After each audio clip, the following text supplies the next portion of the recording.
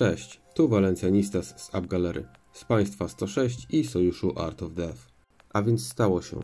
Druga generacja bohaterów Limitless stała się faktem. Więc równocześnie ruszyły nowe wyzwania eksploracji, Story Missions oraz nowe Hero Challenges.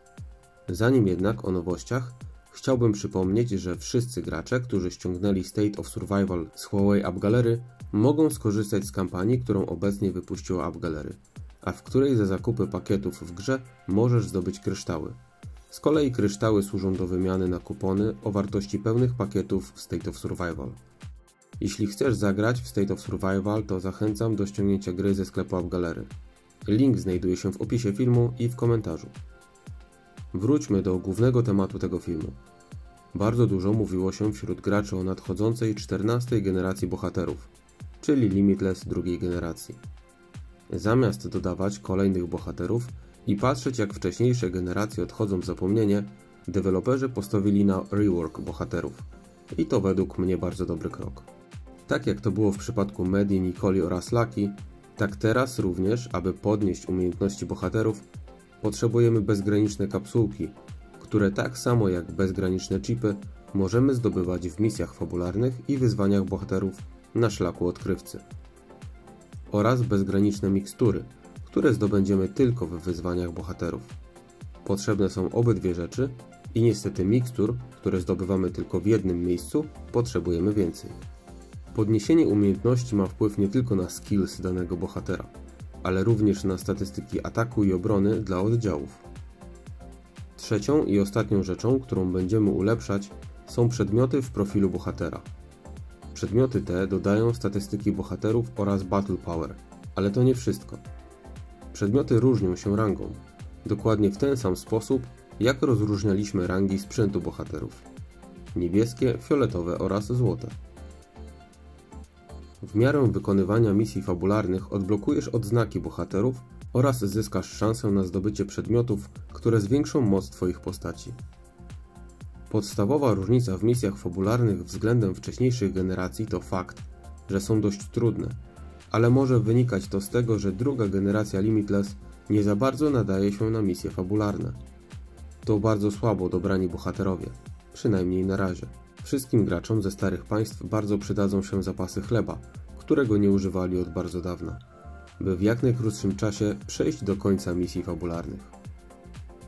Po drugiej stronie stoją wyzwania bohaterów. Jest ich tylko kilkanaście, różnią się poziomem trudności i są bardzo długie.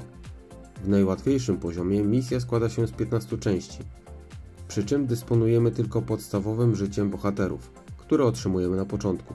Mamy jednak możliwość odnowienia życia bohaterów za pomocą umiejętności Trish. To pomaga.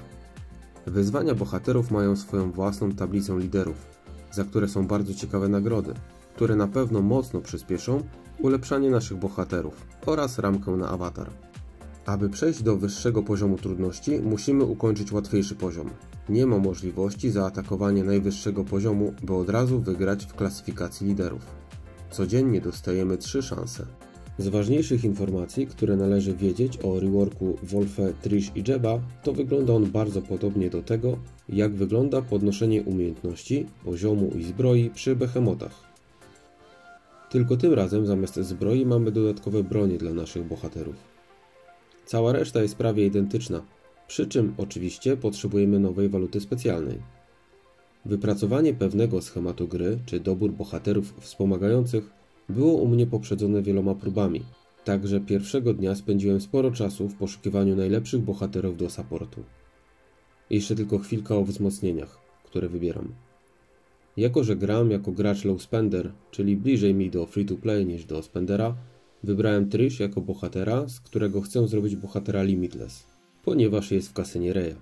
W przypadku Wolfe jest gorzej, bo dopiero wczoraj zrobiłem go generałem, a Jeb? Cóż, gdyby go tutaj nie było, to pewnie nawet bym nie zauważył. Dlatego skupiam się na ataku jeźdźców oraz zwiększeniu redukcji obrony piechoty. Oraz co dotyczy zombie, zwiększeniu redukcji obrony zombie oraz oczywiście wszystkie możliwe złote wzmocnienia. Pierwszych kilka wyzwań bohaterów, nawet mając bardzo słabych bohaterów drugiej generacji Limitless, można zrobić praktycznie klikając grę automatyczną. Zombie są bardzo słabe i w zasadzie trzeba to rozegrać, żeby odbębnić swoje i móc za kilka dni powalczyć w bardziej wymagających wyzwaniach. Jest to całkowicie odmienne niż to, co zaserwowali nam deweloperzy w przypadku pierwszej generacji Limitless. I dokładnie to samo, odwrócone o 180 stopni, mamy w przypadku misji fabularnych drugiej generacji. Po prostu jesteśmy ciągle zaskakiwani przez deweloperów, co też wzbudza wiele emocji, ale przynajmniej ci, którzy chcą punktować wysoko w tym wydarzeniu, nie mogą narzekać na nudę.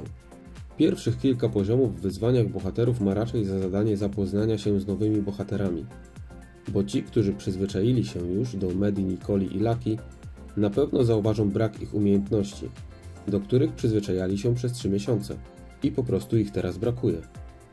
Ale nie pozostaje nic innego niż zaznajomić się z nowymi umiejętnościami i spróbować zdobyć podium w wyzwaniach bohaterów na nowo. Na dziś to tyle. Gdy dowiem się więcej o trikach Limitless drugiej generacji, niezwłocznie Was o tym poinformuję. Tymczasem do usłyszenia i trzymajcie się ciepło.